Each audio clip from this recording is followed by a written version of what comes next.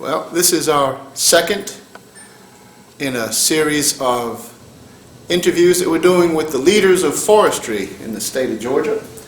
Fred Haeussler, Union Camp. And Mr. Fred, it's a pleasure to be here today. I'm Bill Consoletti. I'm your Georgia Division historian.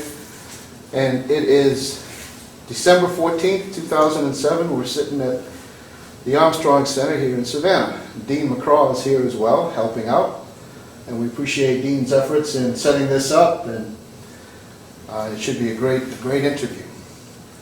So I'm looking at an article in the log, and there's a very nice write-up of Fred here, and it's got some things in there that I didn't know about. And so just starting off at the beginning, it notes that you were born in 1932 in Cincinnati of German parents, and I asked Fred if he could speak German, so maybe your first words ought to be German. Yeah. Guten Tag, wie geht's alle? That's great. Over the Rhine neighborhood in Cincinnati, just for the German people that are watching this in the future, what can you tell us about that? Well, that's where I was born, and of course I was born in the hospital, but lived in the over the Rhine area in Cincinnati, and it was predominantly German settlers, German immigrants. In fact, we lived in an apartment dwelling, and our next door neighbor was a rabbi and his wife, and of course they were from Germany originally. But, so when I was young, let's say 3 years old, I spoke German and not English. I really didn't start speaking English until I got to school, and my teachers in school called my parents in for a consultation and said, you know, you need to speak English at home because, you know, this makes it very difficult for your son in school, and he'd be better off if you did this, at least around him. So I did then speak English at home more, and but I still reverted to German once in a while in school, and I got laughed at by my schoolmates, you know.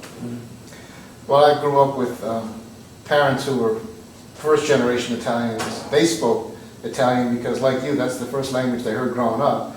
But with their kids, I guess they just wanted to Americanize us. They never spoke Italian except when they wanted to say something that they couldn't understand. So as a result, all I learned was the bad words and how to count. Yeah. So, unfortunately, now I'm trying to learn. Well, that's great. Now, in high school, I understand you were a track and field. Well, I wouldn't say a star, but anyway, I did run track and cross country in high school. Half mile, quarter mile, 2 mile? Well, that's right. In high school, it was a half mile, quarter mile. Well, no, not the quarter mile. Half mile, the mile, and the 2 mile. I see. And the other thing we talked about earlier, Fred, was Germany, where your father was from, in Mannheim. And you've been back many times, and you still have relatives back there? Yes, I have one surviving aunt who lives in and she will be 95 years old this year. And of course, I've got numerous first cousins, nine first cousins that I, you know, keep in touch with on a regular basis. Most of them have made trips to the United States, and I talk to them on the telephone on a regular basis. That's wonderful. Okay, so we are now at the point where we're going to start talking about your forestry career, and you had a real good story about how people you knew, or somebody your father knew, or your father-in-law knew at work, directed you to think about the University of Georgia because of the connections that he had with forest industry. Why don't you talk about that a little bit? Well, you know, I decided to be a forester. Some kids, when they become juniors and seniors in high school, you know, they're in a quandary as to what they should do and what they should study if they decide to go to college and so on. And fortunately, I never had that problem. By the time I became a junior in high school, I knew that I wanted to study forestry and become a forester. Of course, you know, my mother and father, they knew what forestry was all about, because in Germany, that's a pretty prestigious career, you know, and many times in a small town in Germany, the two biggest houses belong to the Burgermeister and the Forstmeister. You know, I don't know if that had any influence on me being a forester, but probably it did, you know, the fact that they spoke about forestry and whatever in Germany. Like most Americans, if you told them you were going to study forestry, and particularly people who lived in cities and so on, all they could visualize was maybe some guy with a big hat on a horse, or sitting in a fire tower looking out with binoculars to see if he saw a fire, forest fire.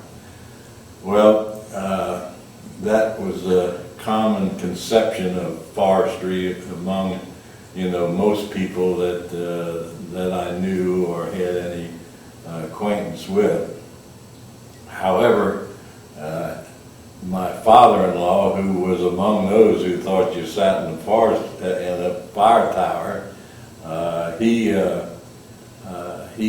he was one of three principals of George Eustace and Company. It was the oldest brokerage firms, stock brokerage firm in Cincinnati. It was over 100 years old, and they had a salesman by the name of Hank Arnold, and Hank Arnold didn't know anything about forestry, but he was very knowledgeable about paper stocks, paper companies, and paper stocks, and this sort of thing.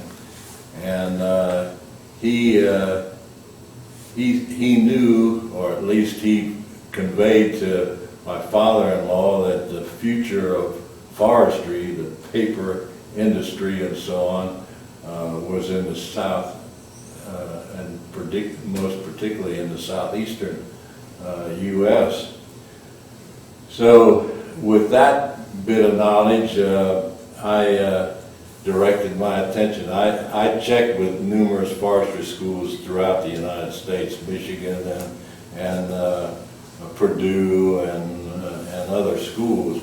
But when I learned about you know, his thoughts on, you know, the future of forestry, industrial forestry, being in the South, I directed my attention to Southern Forestry School or schools, and I learned that the George Foster Peabody School of Forestry at the University of Georgia was the oldest forestry school in the United States, and most of their graduates, you know, went into private industry.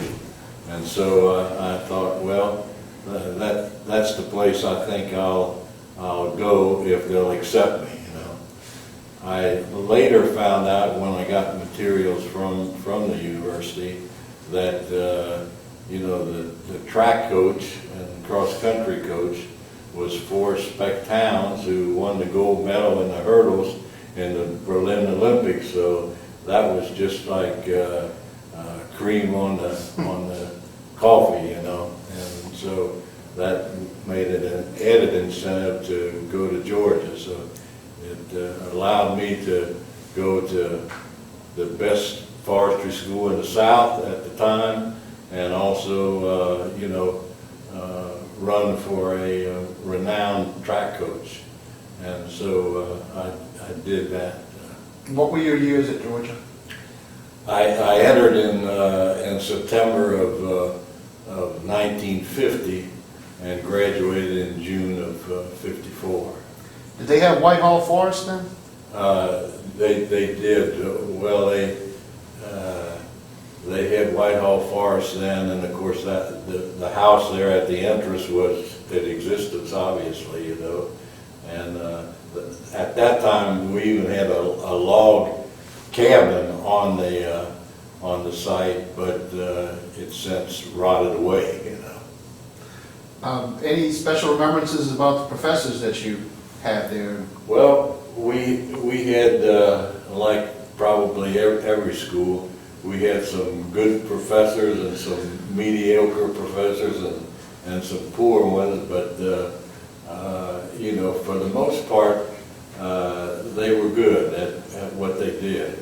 And of particular importance in my career was Archie Patterson, who taught forest management. Of course, there were B.F. Grant and L.W.R. Jackson, and he was a character, but did some great research on little leaf disease and other things that stood up over the years. So, we did have some very good faculty at the university. Archie was a very important person in my career because he was a staunch member of the Society of American Foresters. He served on the council. He headed up a committee that drafted the first code of ethics of the forestry profession, and he encouraged all of his students to become members of SAF, and he was a staunch advocate of being a professional in your profession. Mm-hmm. I've heard that from more than one person. Archie was a good man. One of the regrets I have is not being able to record him in one of these, but all the testimonials that I'm getting, it's almost like everybody has something good to say about Archie, so his importance is that much greatly enhanced. And of course I can add that doing what I've done with the archives, I know that he was responsible largely for the registration law here in Georgia back in 1954. So you're finishing up your degree now at Georgia, and how did you become interested in working for Union Camp? Well, just shortly before I graduated from Georgia,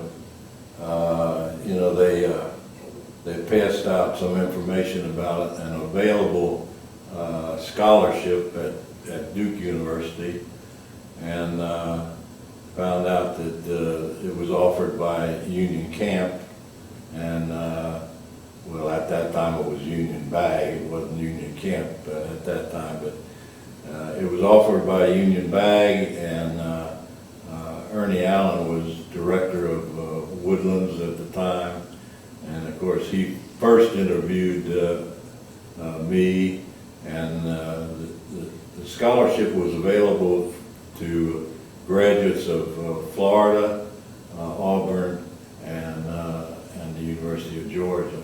So we competed. There were nominees from those two other schools, and we competed and made a visit to Savannah, and others of the corporation interviewed us there and took us out to the Oglethorpe club for a sumptuous lunch, and it was sumptuous, big time for a college student, so anyway, after all of that, that competitive interview, they told me that I had been selected to go to Duke, and I I had an offer of $950 to attend Yale graduate school. In fact, I still got the letter from the dean up there at the time. George Garrett was dean at Yale, and I was money hungry at the time, and Union Camp's scholarship was for $2,000, and of course that looked better to me than $950, you know. And I'm sure that came with the offer that you went to work for them after you. No, there were no strings attached to that. I wasn't in any way required to work for a union camp. Yeah, I could have gone anywhere. But you know, Ernie Allen did say this. Look I know you got military obligation after you finish at Duke, because I had gone through Air Force ROTC at Georgia and got a commission through that, and got a deferment to go to graduate school because my grades and everything were satisfactory. And so he said, as soon as you finish your military commitment, you be sure and get back in touch with me, and we'll talk about a possible job. And of course, we don't know what's going to take place and whether we'll have an opening, you know, in a couple of 2-3 years when you're available. But he said, certainly let us talk to you first, you know. So I did, after I got out of the Air Force, I did contact other companies and asked if they had jobs and so on. So you know, I got some you know, nibbles there, and other companies you know, made me offers, but then when they finally decided and talked with Union Camp, which actually, instead of being first, I actually talked to them on the latter part of this search for a job, and I could evaluate their offer against others. I see. And my starting salary was $4,800 a year. And the $800 was for the master's degree. In other words, if you had a bachelor's degree, you got $4,000. If you had a master's from anywhere, you got another $800 added to that. Big money. Big money. Big money. Well, it was big money because my father-in-law visited me at my first job with Union Camp in Waldboro, South Carolina, where I was a conservation forester, and I came home one evening while they were visiting. You know, my mother-in-law and father-in-law were visiting, and you know, I was wet up to my crotch, and my pants were all wet and muddy, and I had yellow tree marking paint all splattered all over my body and face and what have you. And he said, Brad, he said, you got a master's degree and all, and you're making $4,800. He said, are you sure you really want to do this? Here's a man who went through the 8th grade, but you know, was secretary-treasurer of a brokerage firm and could take 150 shares at $10.25 and give you the answer without ever touching a pencil or a piece of paper or a calculator. You know, he could do it in his head. He just had a knack for numbers. But he said, Fred, he said, look at here. He said, you need to come back to Cincinnati. He says, I'll make you a stock salesman.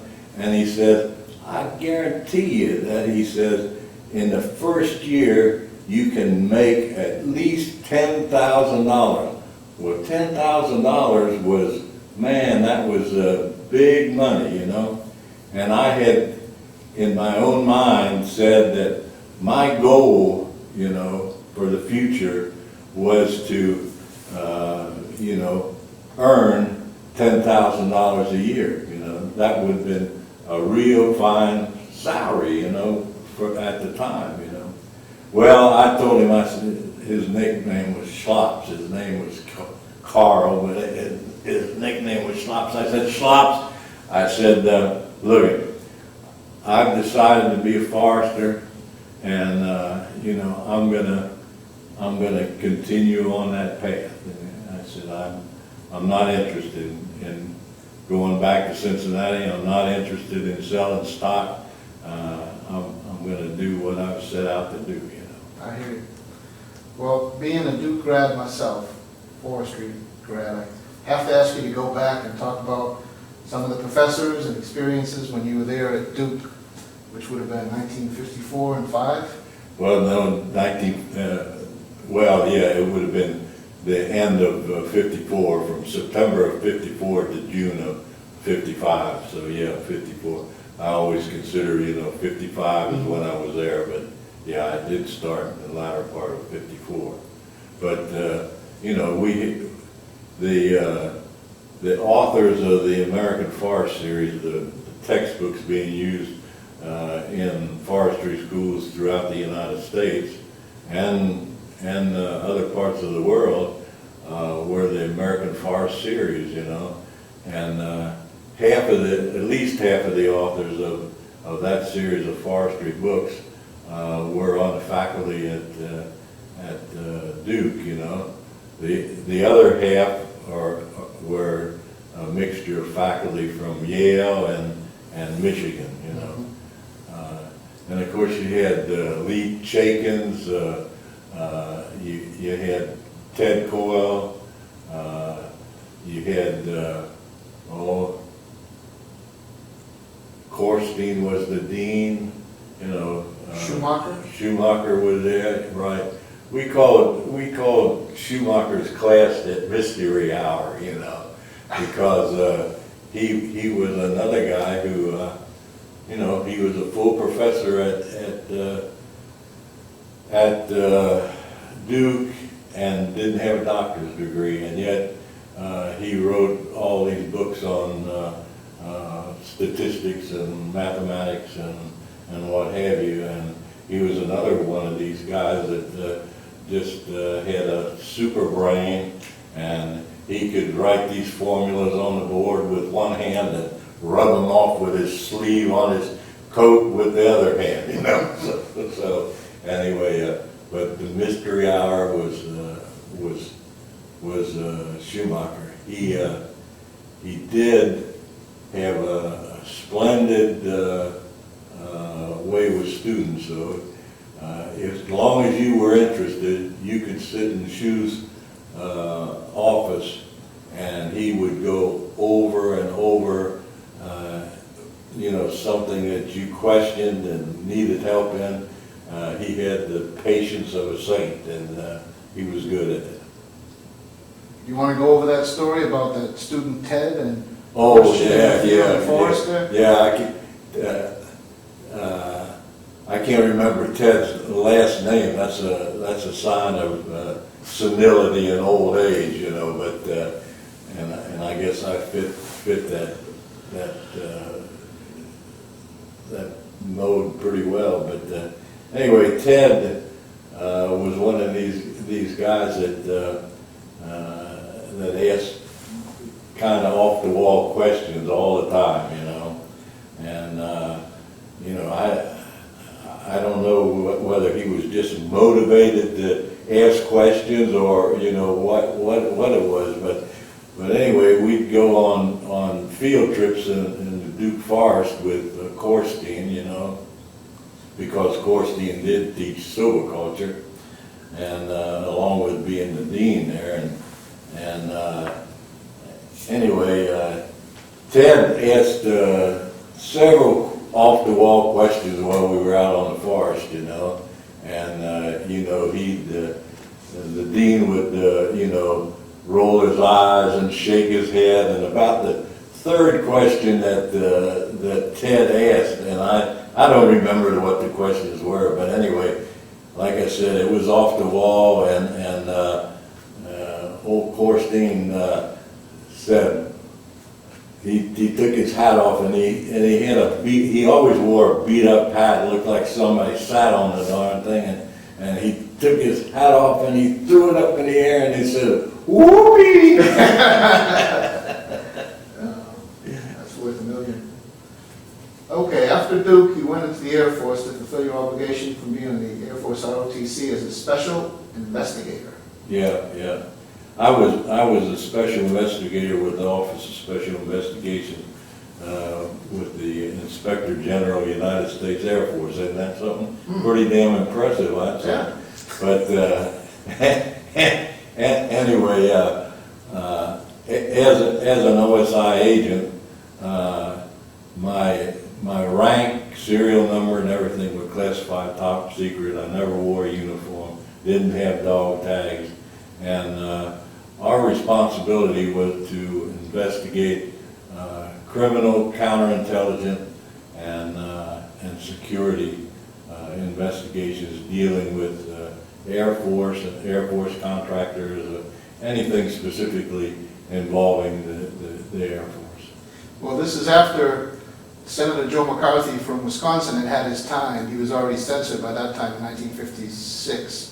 Did you have to concern yourself with communists infiltrating or anything like that? Yeah, a lot of our counterintelligence activities dealt with communist matters. That was the period during the Cold War, and so I can remember one case that I worked on.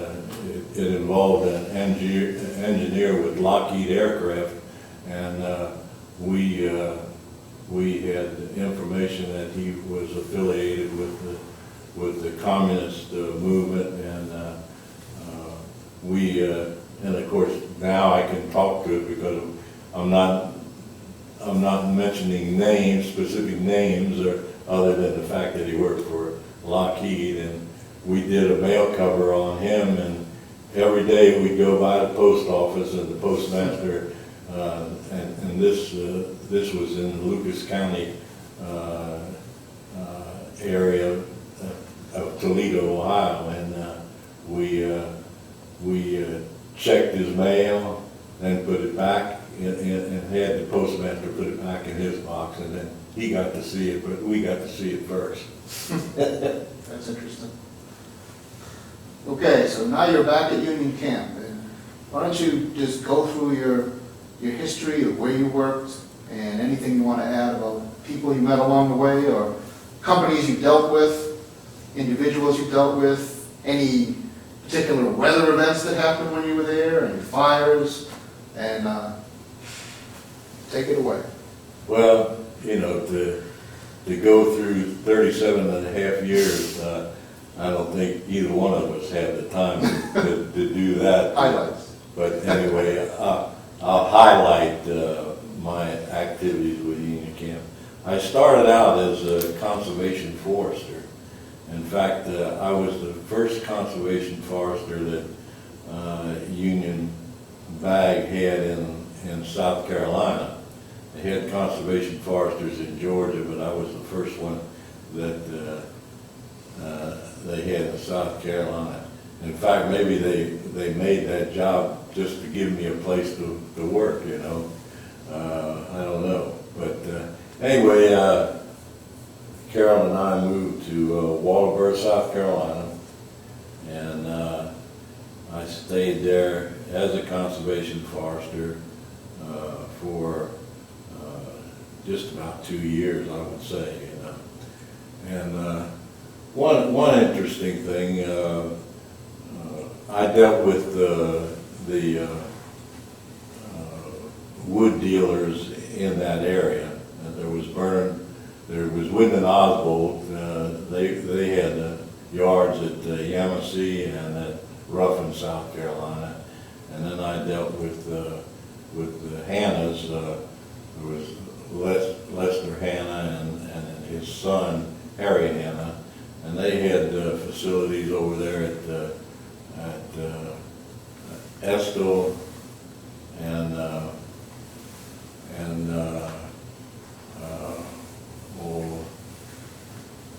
Fairfax, and so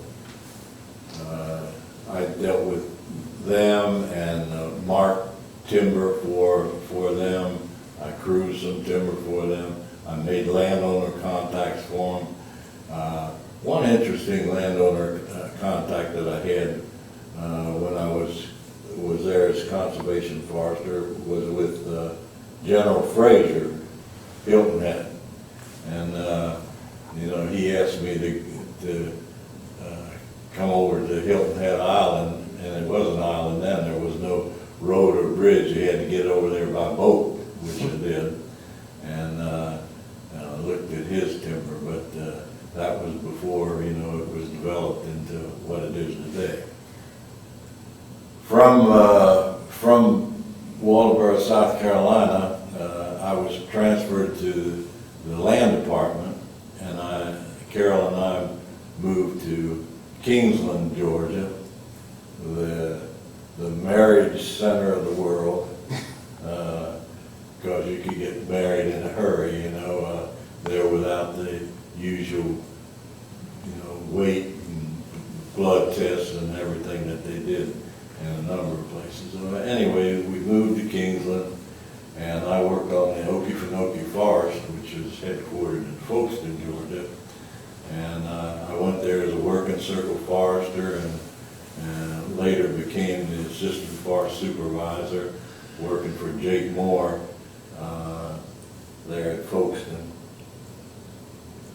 And that was an interesting place to work, because there was a lot of activity, a lot of wood being cut, and it was probably in the Georgia holdings.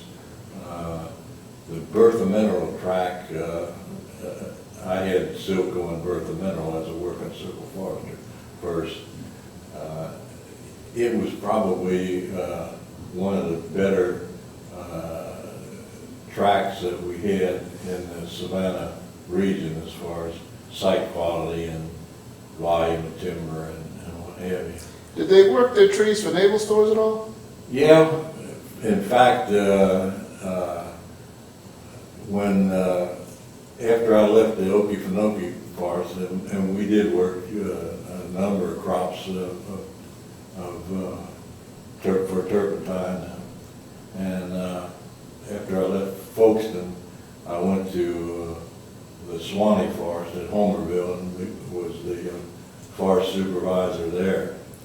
And I had one man, R.W. Williams, that all he did is his sole function. He was not a forester. He was one of our laborers. All he did was maintain the records on naval stores, being put into the conservation reserve, and when it went in and when it went out, and all of this. In other words, the weekly record on what was produced off of our land. And at that time, if I'm not mistaken, we had at least 20 crops. And the crop is 1,000 trees, so that's 10,000. 10,000 trees. 10,000 trees, yeah. So, you're talking about 200,000. Wow. But anyway, yeah, it was a big thing, and of course, it's almost non-existent today. Yep. So from the Swanee Forest, close to the end of 1965, Ernie Allen called me on the telephone, and I'd only been there on the forest about a year as supervisor. And Ernie called me and he said,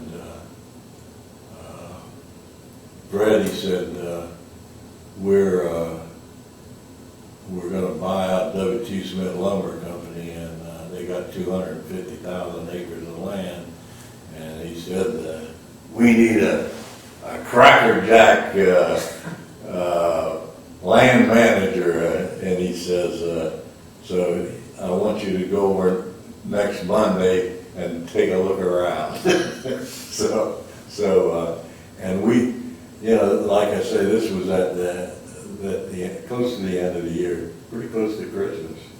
And we didn't actually acquire W.T. Smith till April, I think it was about April the 15th of the following year that we actually took title to the property.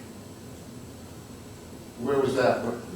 This was Chapman, Alabama. Okay. And like I said, it was owned by the McGowans, and there was about 250,000 acres in there, and we, under the agreement, we were required to sell back to Julian McGowan, one of the brothers and principals of W.T. Smith. We were obligated to sell him back 15,000 acres. You know. And at any rate, that was an interesting piece of land. As far as a you know, well-stocked piece of timberland with some of the finest timber that was in the southeastern United States. It was that. The only thing that rivaled that was some of the timber stands in Crossett, Arkansas. Mm. They had some old growth pine. W.T. Smith managed that land on an uneven age basis with selective cutting, but we had an agreement with Hanover Trust Company. In other words, we borrowed. We were indebted to them for the purchase of that property, and we were required to cut a certain volume of wood into various categories like poles, saw timber, pulpwood, hardwood, you know. And we had this goal that we had to cut every year, but we couldn't exceed that. In other words, Dick Morty and Dick was the woodlands manager in Alabama at the time, you know, and I was managing the W.T. Smith properties, and Ernie told us one day on a visit over there that if we cut one damn board foot in excess of what was required under W.T. Smith, excuse the expression, your ass is fired. So anyway, it was, and like I say, it was fine timber. Yeah. We cut 15,000 poles a year off of that property, and of course we set it up similar to you know the regime in the Savannah division. We had compartments and working circles and so on, and those 15,000 poles a year that we cut were 535s and up, and a large number of those poles were peel poles that were 100 feet and larger. Wow. We had some poles that went 135 feet. I mean, so you can imagine what the tree was by the time it was topped, you know. It was really some fine timber. Now, this mill supported the Pratt mill? The wood supported the Prattville mill? As far as pulp was concerned. As far as pulp? Yeah, right. And the mill was built about the time that I went over there. I see. In other words, the mill had been built in about 65, and of course we acquired W.T. Smith after the mill was under construction. You were there 9 years? Roughly 9 years, right. Yeah, I was, you know, I lived in a company house. I lived in a company house there in Chapman, across the street from the McGowans, and a house that Union Camp purchased at the time we purchased the mill. From Chapman, I went to Prattville and became the land manager there, and in one part of the shifting organizations, I was even Woodlands manager, but that was just for a short period of time in a changing of marching orders. You know. And then after those 9 years, we're up in Alabama, and I'm going to cut this short because it's dragging out too long. After that, I came back to Savannah, and I worked on Hank Haynes' staff for just a short period of time, and then for 4 years I was in the corporate office of environmental affairs, not within the Woodlands organization. And as I was a manager of land use and forest practices, and you know that's where you know this whole NEPA and everything started out, and there was just one law or regulation after another: the Clean Air Act, the Water Act, 204, 404, and I monitored that. Spent a good bit of time going back and forth to Washington, and chaired some of the committees on NFA, you know, and the forest products, you know, organizations in Washington. And so. Oh, would you say the forest is better off for it? Oh no! When I first you know graduated from school and started in the forestry business, there were basically no laws, you know, regulating forestry per se.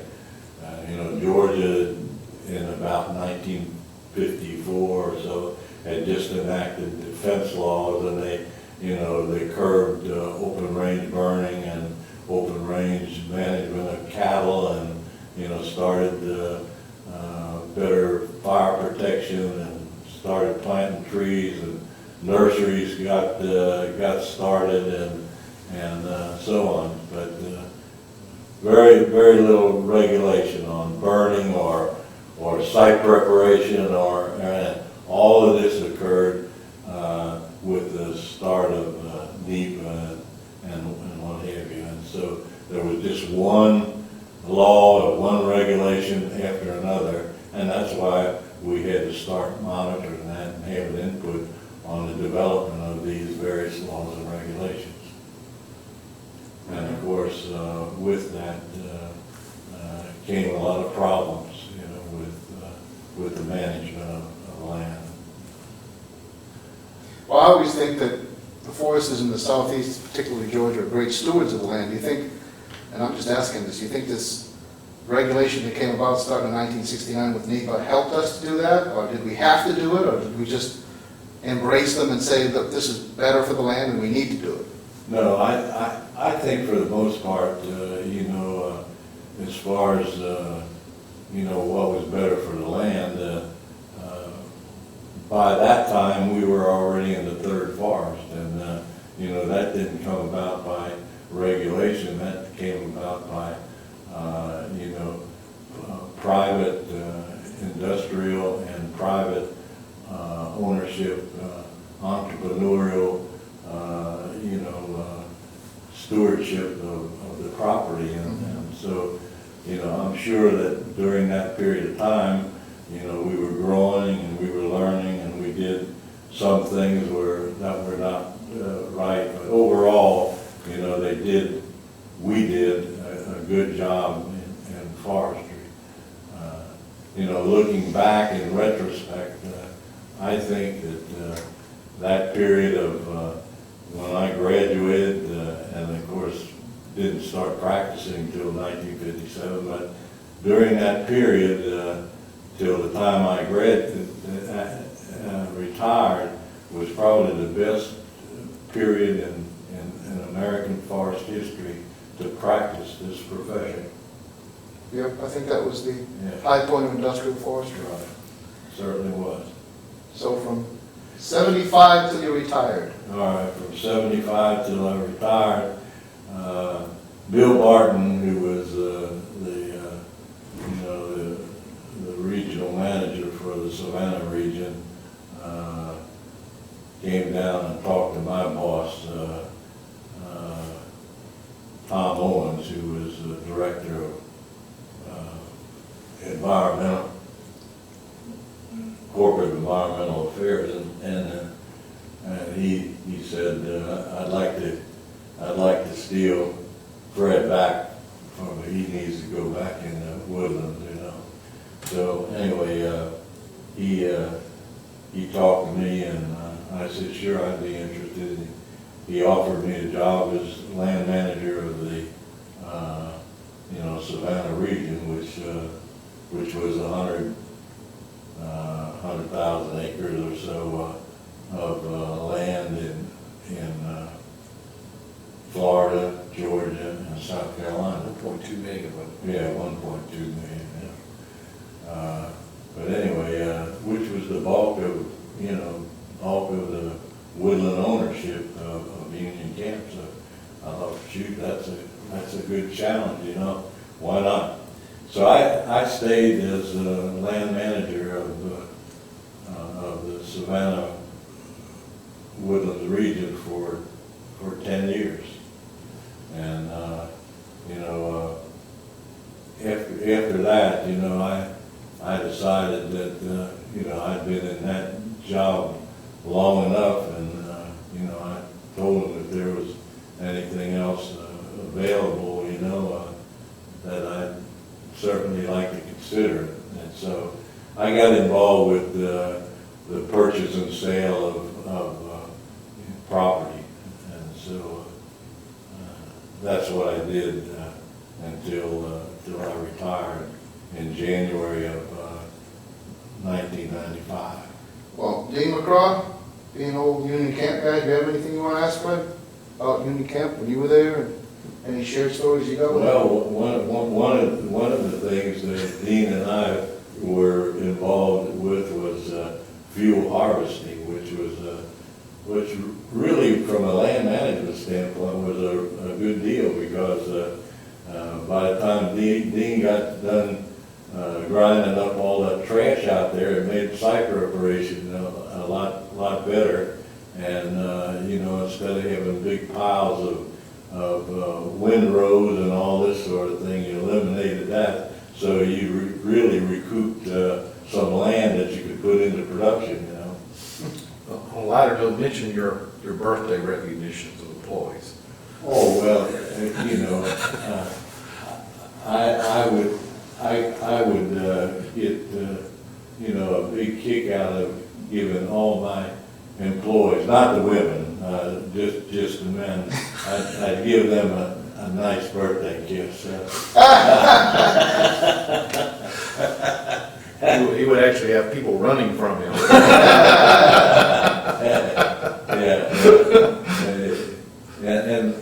And surprisingly enough, I was never accused of sexual harassment because I dealt with the men.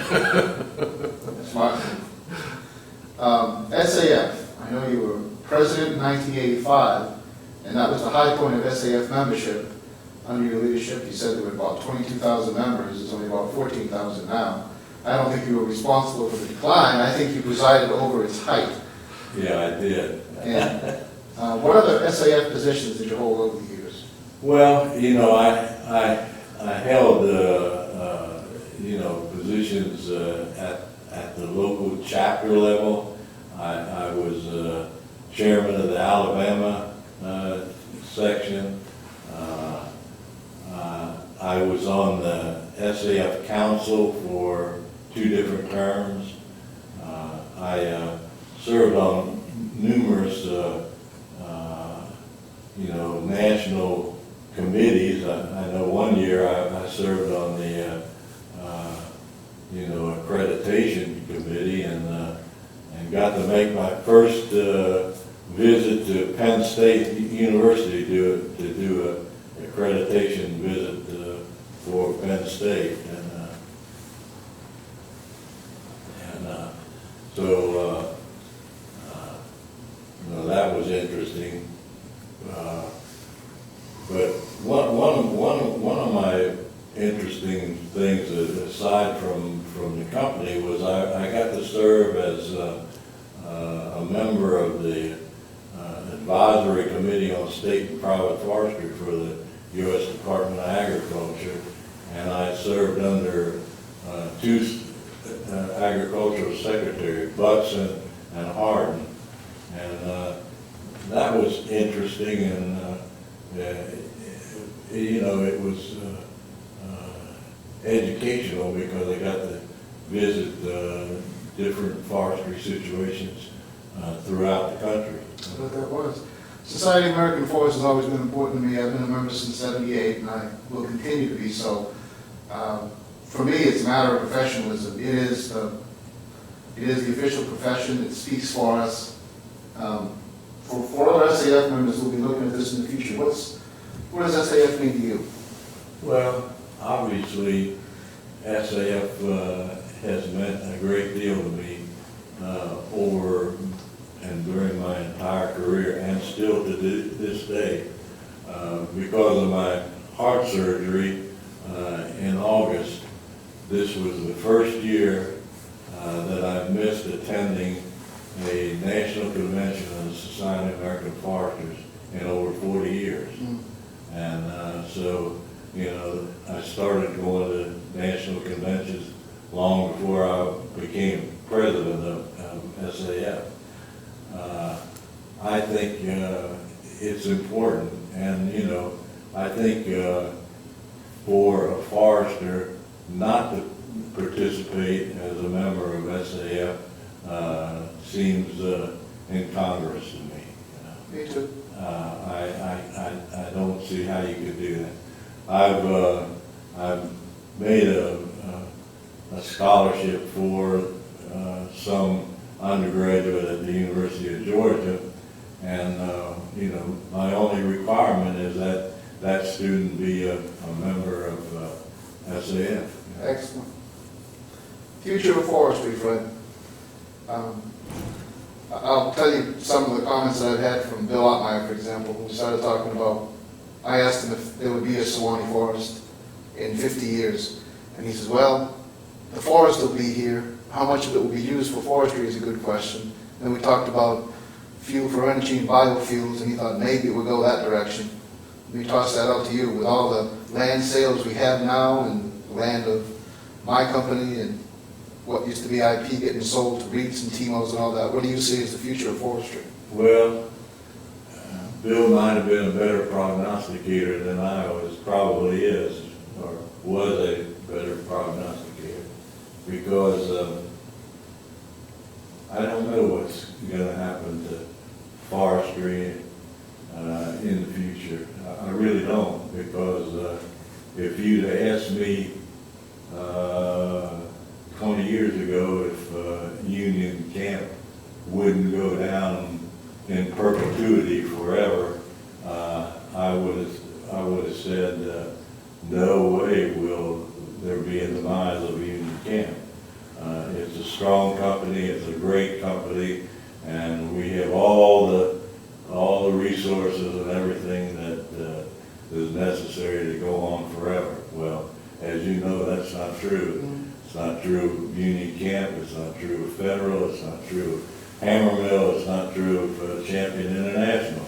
And so, you know, what the future holds, I don't know. Certainly, you know, forestry schools have already, to maintain, you know, the numbers, and, you know, numbers is the game. They've had to add, you know, environmental science, tourism, you know, different things to lift up the student body to an acceptable level to university administrator. So a lot of things are going offshore.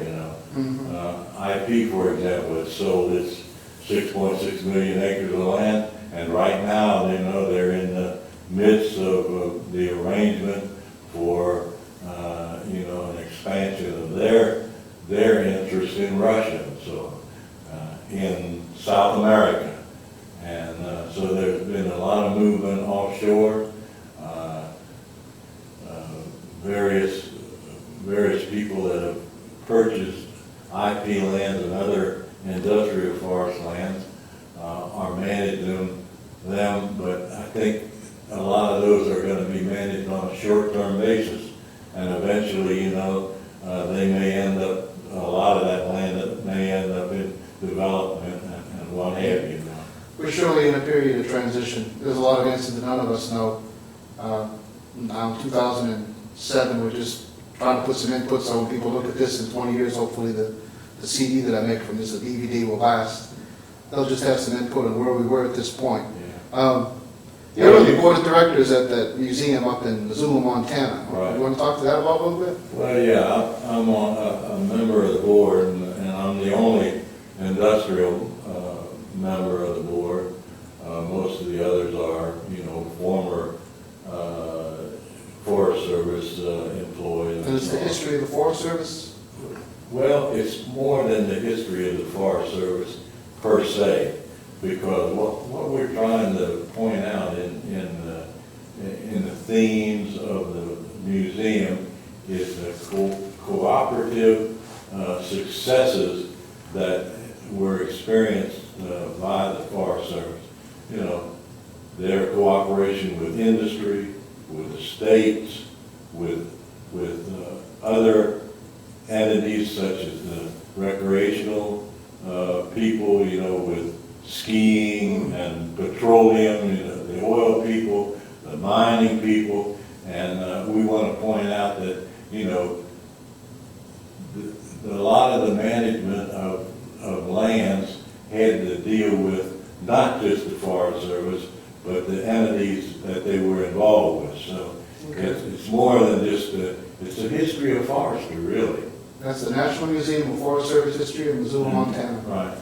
Very good. And of course, if you got $100,000 or something that you'd like to donate, Right. it's tax. I'll mention that to the deductible. Midwest Faco Foundation. Yeah. Put a plug in. Yeah, do that. We're about to finish up. I want to thank you, Fred Haeussler and Dean McCraw, for help.